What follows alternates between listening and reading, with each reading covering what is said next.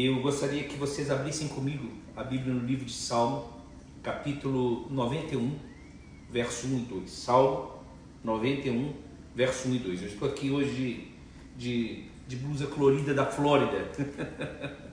Amém. O Salmo 91, no capítulo 1 e 2, nos diz assim: aquele que habita no esconderijo do Altíssimo, à sombra do Onipotente descansará. Direi do Senhor, Ele é meu Deus, o meu refúgio, a minha fortaleza, e nele confiarei.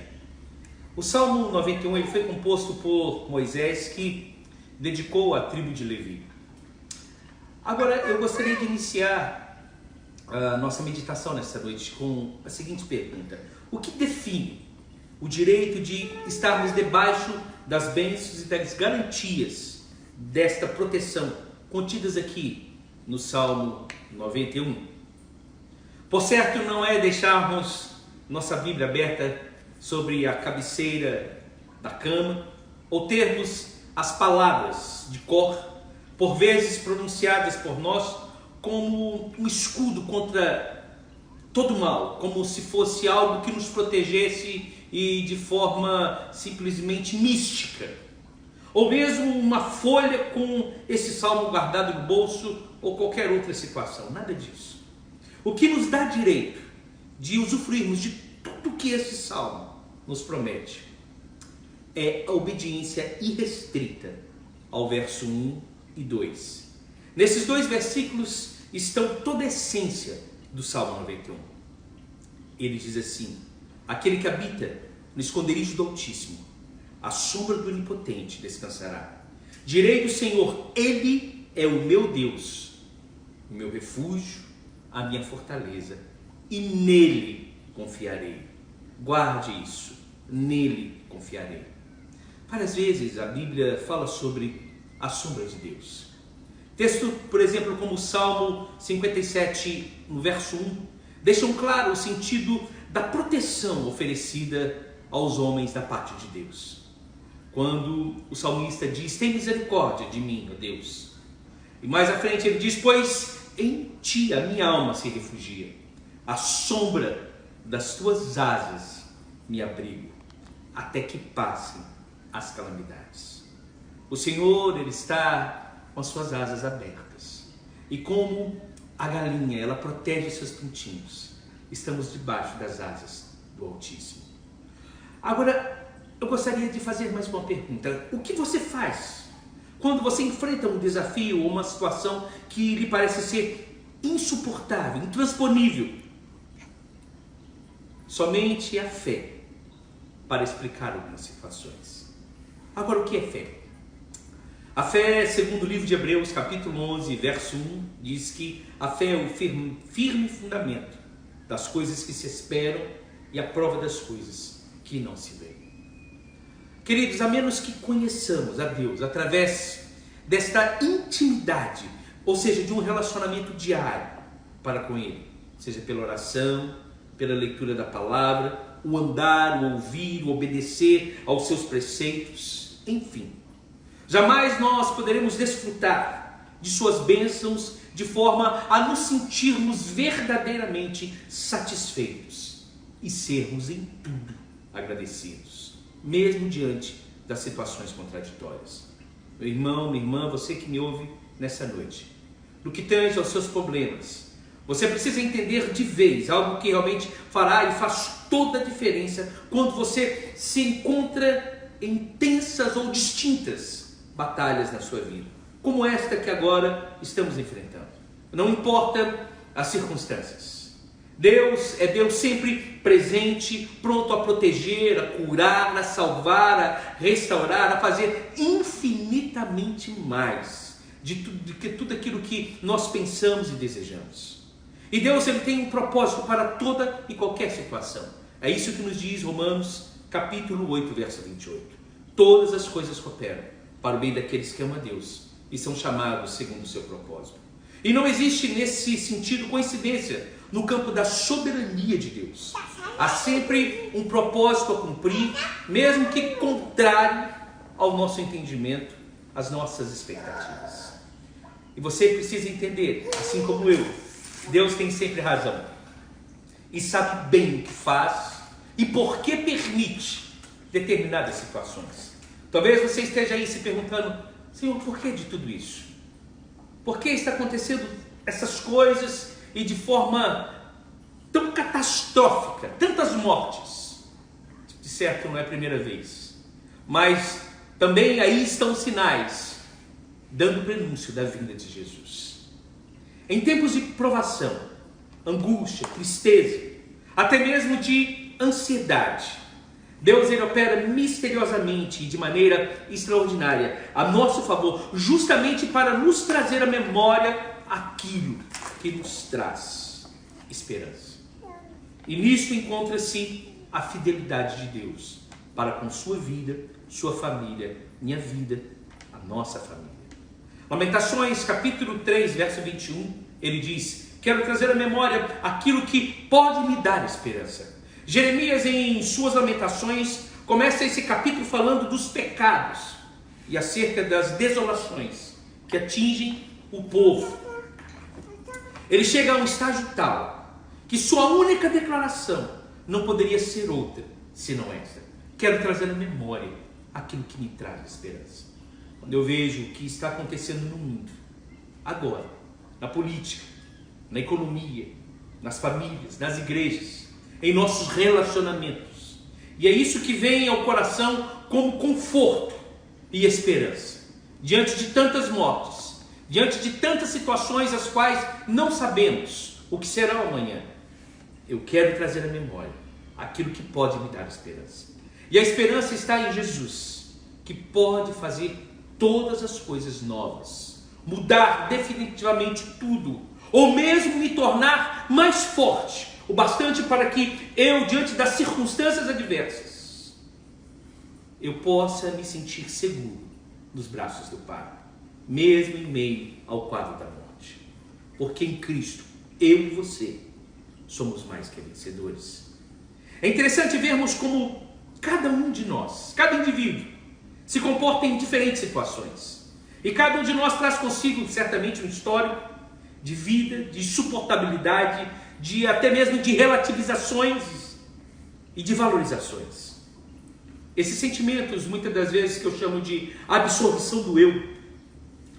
Eu sou forte, eu sou imbatível, eu sou o cara, eu sou a pessoa, nos fazem sentir a priori como gigantes.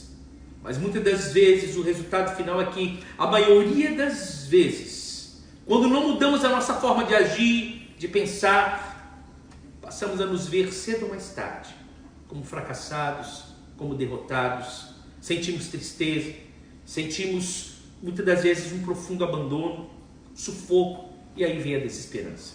E quando não são situações como essas, que vêm como situações assombrosas, são situações particulares das nossas vidas, não é assim? E rapidamente mudamos a nossa confiança, de corajosos para pessoas sem rumo e sem perspectivas.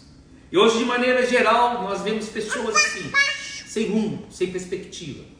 Se pudéssemos narrar ou mesmo colocar em papel, eu quero fazer com que você entenda nessa noite esta realidade.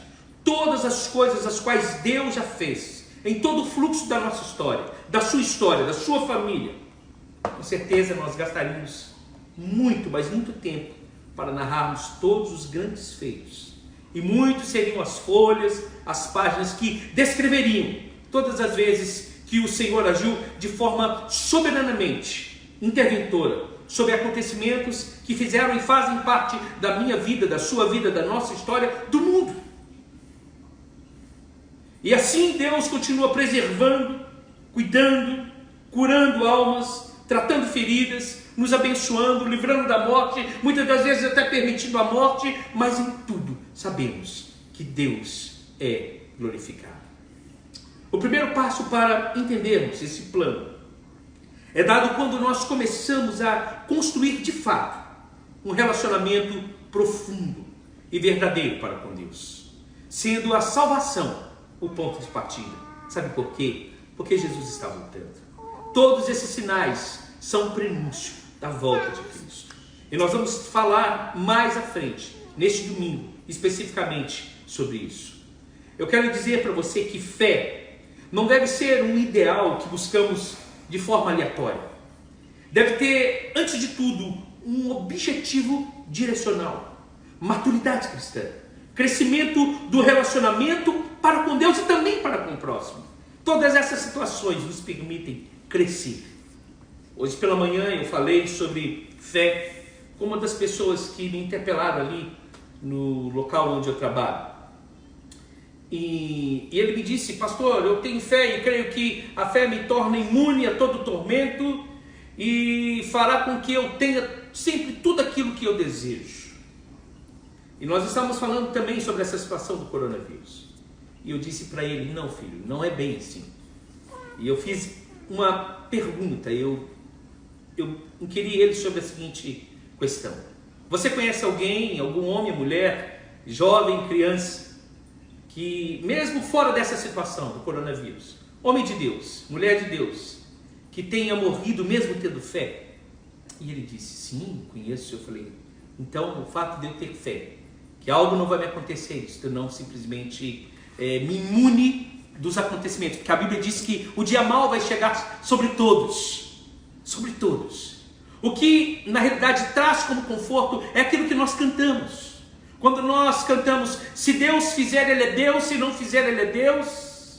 Se Deus agir de forma a nos livrar, Ele é Deus, se Ele não fizer, Ele continua sendo Deus. Ou seja, é o entendimento que eu e você temos da soberania de Deus e que a nossa fé deve continuar sendo firmes, inabaláveis nele, porque Ele é o dono e aquele que tem o controle sobre tudo.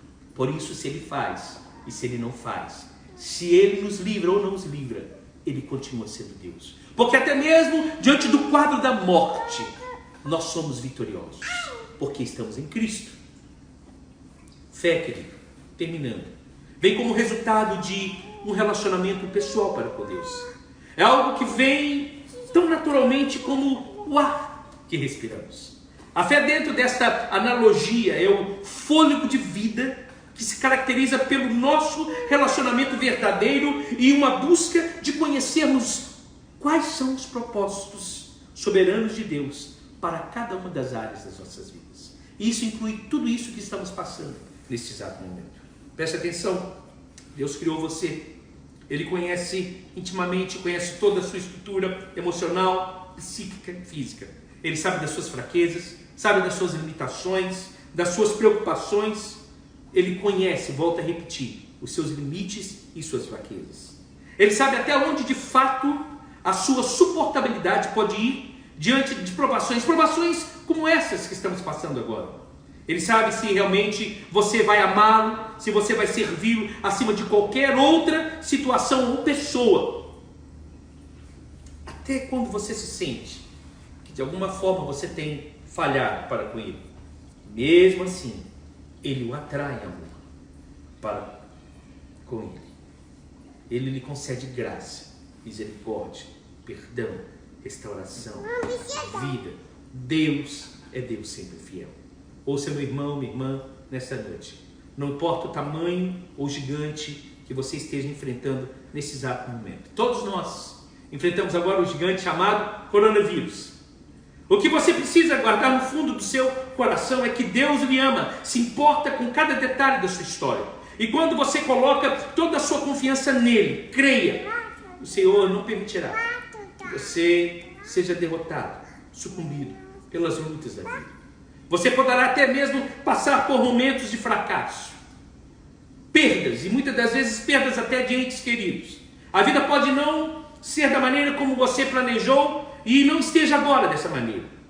Algumas coisas talvez tenham piorado, podem realmente fugir do controle, mas no fim, Deus será glorificado.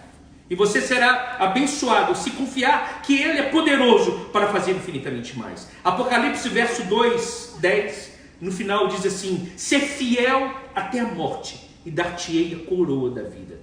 Até mesmo na morte somos beneficiados quando cremos nos propósitos de Deus. Cada desafio de nossas vidas se apresenta como uma oportunidade de Deus nos mostrar sua fidelidade, seu inigualável amor para conosco. Em vez de você ceder, a pensamentos de medo, de pessimismo, de fracassos. Comprometa-se nesta noite a confiar no Senhor, mesmo quando não souber o que o dia seguinte lhe reserva.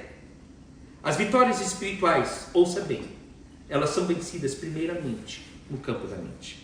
Se você render-se aos sentimentos do medo, às dúvidas, a descrenças, inseguranças, a derrotas, porque seu foco mental saiu da certeza do poder que opera através do agir soberano de Deus, da sua incapacidade infinita e ilimitada, porque Deus é Deus. Você precisa nessa noite focar os seus sentimentos, as suas emoções, sua mente, sua vontade, sua razão nas verdades contidas na palavra de Deus. Tudo começa a tomar forma no campo dos pensamentos. Filipenses 4:8. Quanto mais, irmãos, tudo que é verdadeiro, tudo que é honesto, tudo que é justo, tudo que é puro, tudo que é amável, tudo que é de boa fama, se alguma virtude há e se algum louvor há, nisto pensai. Deus prometeu que nunca nos abandonaria. E isso inclui a sua vida, meu querido. Você que me ouve hoje. Você juntamente com a sua família. O Espírito Santo está sempre com você. A presença de Jesus é real na sua vida, na sua família. Creia. Deus está sempre no controle de todas as coisas e não importa as circunstâncias. Ele é Deus de afirmação. Ele pode todas as coisas, Ele faz todas as coisas. Terminando, Isaías 43, verso 1, 2 diz: Mas agora, assim diz o Senhor que te criou, ó Jacó, e te formou, ó Israel. Não temas, porque eu te remi, chamei pelo teu nome, tu és meu. Quando passarem pelas águas, estarei contigo. E quando pelos rios, eles não te submergirão. Quando passares pelo fogo, não te queimarás, nem a chama arderá em ti. Você pode enfrentar qualquer circunstância com confiança e esperança, porque a sua força, entendimento, energia ou o mesmo poder não são as maiores armas que trarão a vitória, mas sim o poder que vem de Deus. Quando você põe a sua confiança em Deus, você entra em contato com uma força sobrenatural, soberana, poderosa, a qual ninguém e nada pode ofuscar. Eu quero orar com você nessa noite e deixar essa palavra de esperança, de fé, para você e sua família. Deus continua soberanamente no controle, mas esteja atento. Jesus está às portas. Jesus está às portas. É preciso da igreja se posicionar de maneira diferente. Precisamos orar mais. Precisamos buscar mais. Precisamos nos santificar mais, porque o dia mau, ele vem tanto para aqueles que não creem, quanto para aqueles que creem. Tanto para aqueles que não creem em Jesus e não têm Jesus no seu coração, quanto para aqueles que têm. Isso diz respeito à minha vida e à sua vida. Por isso, nessa noite, eu te convido a descansar nos braços do Pai, a confiar que Deus tem um propósito na sua vida, na sua família. E não importa, novamente eu digo, as circunstâncias. Ele é Deus que tudo pode e tudo faz, que continua nos escondendo debaixo das suas asas. Aquele que habita no esconderijo do Altíssimo, à sombra do Onipotente, descansará. Ele é o meu Deus e nele confiarei. Pai, no nome de Jesus nós oramos nessa noite para todos aqueles que necessitam de uma intervenção, de um milagre, de uma proteção nas suas vidas. Aqueles que ainda não te conhecem, que venham realmente te conhecer, Jesus, que tenham um encontro real contigo, que nessa noite, através dessa palavra, dessa oração, possam colocar os seus corações no altar do Senhor, dizendo: vem Jesus, entra dentro do meu coração, muda a minha história, muda a minha vida. Senhor, nos prepara realmente para o dia mau, nos prepara para as circunstâncias que não entendemos, mas acima de tudo coloca no nosso coração um coração grato em Ti, que entende que todas as coisas cooperam para o bem daqueles que amam a Deus, que entende acima de tudo que é tempo de nos posicionarmos em santificação, porque Jesus está às portas. Senhor, levanta uma igreja verdadeiramente comprometida contigo, uma igreja de oração, uma igreja que tem um coração pronto a ajudar os irmãos, a ser sensível pelas necessidades uns dos outros. nos ensina a ter relacionamentos saudáveis e verdadeiros. Derrama sobre cada um de nós a tua graça, a tua paz. E acima de tudo, Senhor, nos ajude a trazer à memória aquilo que nos traz esperança, a sua fidelidade, o seu amor, o seu cuidado. E a palavra do Senhor que diz: eis que sou convosco todos os dias, até a consumação dos séculos. Amém. Amém. Irmãozinho, nós vamos fazer algumas orações. Nós queremos também, nesta oportunidade, agradecermos ali pela vida do Benjamin. Benjamin, ele foi hospitalizado essa madrugada. Ele é filho da Tatiane e do Danilo. E apesar de ele estar ali na UTI, no tratamento intensivo, nós cremos no agir de Deus, e Deus já está operando ali na vida dele. Pedimos aos irmãos que estão ouvindo para que entrem em oração juntamente conosco, porque unidos nós somos mais fortes. Quando nós começamos a interceder uns pelos outros, nós nos tornamos mais fortes. Amém? Amém. Tem mais algum pedido específico, amor, de oração? Não, eu quero pedir que todos nós oremos pelas pessoas que nesse momento de pandemia, de tantas notícias, algumas fake news, algumas realmente notícias de fato, né? Sim. Muita gente que tinha síndrome do pânico, outras pessoas que desenvolveram o pânico diante dessa situação, que possam sentir de forma especial um abraço do Senhor. Amém. E que possam se sentir aliviados da ansiedade, do medo, porque Deus está no controle de todas as coisas. Ele é que nos guarda. A palavra diz que em vão vigia a sentinela se o Senhor não nos guardar. Então, todo cuidado é necessário.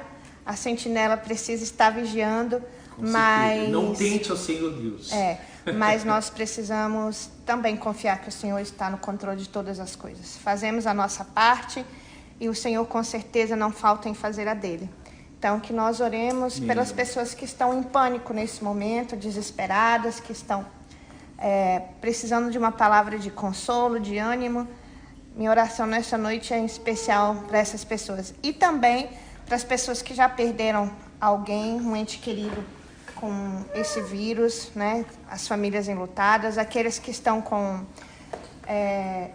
parentes, amigos hospitalizados com suspeita desse vírus, que possam ser renovados no Senhor. Amém, amém. Mozinho, vai orar para nós. A Grace está ali agarrando ela. Eu acho que é melhor eu orar. A Grace está ali abraçando. Vamos orar. Pai, nós agradecemos, acima de tudo, pelo teu poder, pela tua graça que nos envolve. Porque só a tua graça, Deus, para nos dar verdadeiramente um entendimento de que todas as coisas cooperam, que o Senhor continua no controle. Senhor, nesta noite nós oramos para que essas pessoas sejam fortalecidas. Todo medo, todo pânico, toda situação que muitas das vezes vem para somatizar aquilo que nós já estamos enfrentando e que é real. Mas, Senhor, que Tu possas trazer paz. Eu oro nessa noite para que o sentimento da Tua paz possa não apenas brotar, mas possa ser uma constante em cada coração. Tira, Senhor, tira toda incerteza, todo medo e traz, Senhor, aquela palavra que diz que o Senhor é presente e fiel em todas as circunstâncias. Traga nessa noite também o consolo. Traga nessa noite também a razão, o despertar para que as pessoas possam ter entendimento sobre todas essas circunstâncias. Oramos para a vida daqueles que estão enfermos, porque nós cremos que há bálsamo de Gileade, que pelas tuas pisaduras, Senhor Jesus, fomos sarados, que há cura através do teu nome. Por isso nós liberamos nessa noite uma palavra de cura, uma palavra de proteção, uma palavra, Senhor, sobre cada família, sobre cada coração e mente, que seja, Senhor, tomado pela confiança do Teu nome e da Tua presença. Liberamos, Senhor, a Tua paz sobre cada coração, no nome de Jesus. Amém. Senhor, abençoe a sua vida, a sua família. A vitória é nossa pelo sangue de Jesus.